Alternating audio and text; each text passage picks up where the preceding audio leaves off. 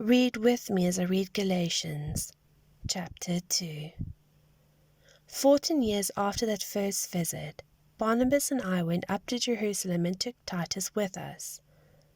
I went to clarify with them who had been revealed to me.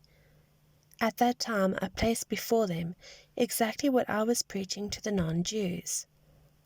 I did this in private with the leaders, those held in esteem by the church, so that our concern would not become a controversial public issue, marred by ethnic tensions, exposing my years of work to denigration and endangering my present ministry. Significantly, Titus, non-Jewish though he was not required to be circumcised. While we were in conference, we were infiltrated by spies pretending to be Christians who slipped in to find out just how free true Christians are. Their ulterior motive was to reduce us to their brand of servitude. We didn't give them the time of day. We were determined to preserve the truth of the message for you. As for those who were considered important in the church, their reputation doesn't concern me. God isn't impressed with the mere appearances, and neither am I. And of course, these leaders were able to add nothing to the message I had been preaching. It was soon evident that God had entrusted me with the same message to the non-Jews as Peter had been preaching to the Jews. Recognizing that my calling had been given by God, James, Peter, and John, the pillars of the church, shook hands with me and Barnabas, assigning us to ministry to the non-Jews, while they continued to be responsible for reaching out to the Jews. The only additional thing they asked was that we remember the poor, and I was already eager to do that. Later, when Peter came to Antioch, I had a face-to-face confrontation with him because he was clearly out of line. Here's the situation. Earlier, before certain persons had come from James, Peter regularly ate with the non-Jews.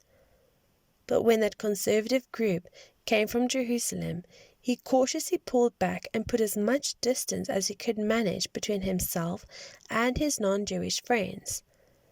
That's how fearful he was of the conservative Jewish clique that's been pushing the old system of circumcision. Unfortunately, the rest of the Jews in the Antioch church joined in that hypocrisy, so that even Barnabas was swept along in the charade. But when I saw that they were not maintaining a steady, straight course according to the message, I spoke up to Peter in front of them all. If you, a Jew, live like a non-Jew when you are not being observed by the watchdogs from Jerusalem, what right do you have to require non-Jews to conform to Jewish customs just to make a favorable impression on your old Jerusalem cronies? We Jews know that we have no advantage of birth over non-Jewish sinners.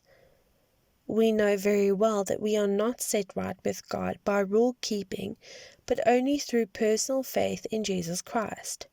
How do we know? We tried it, and we had the best system of rules the world has ever seen. Convinced that no human being can please God by self-improvement, we believed in Jesus as the Messiah so that we might be set right before God by trusting in the Messiah, not by trying to be good. Have some of you noticed that we are not yet perfect? Not great surprise, right?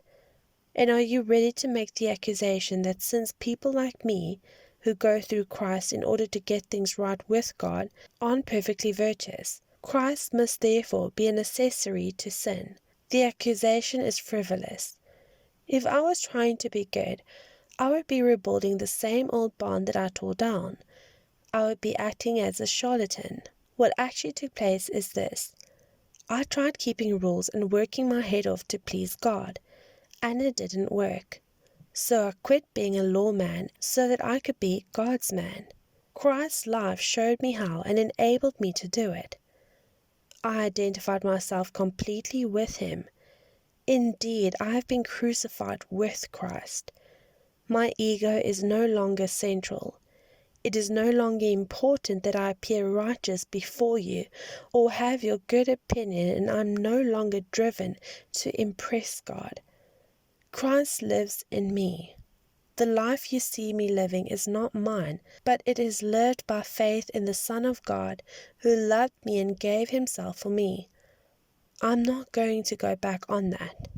It is not clear to you that to go back to that old rule-keeping, peer-pleasing religion would be an abandonment of everything personal and free in my relationship with God.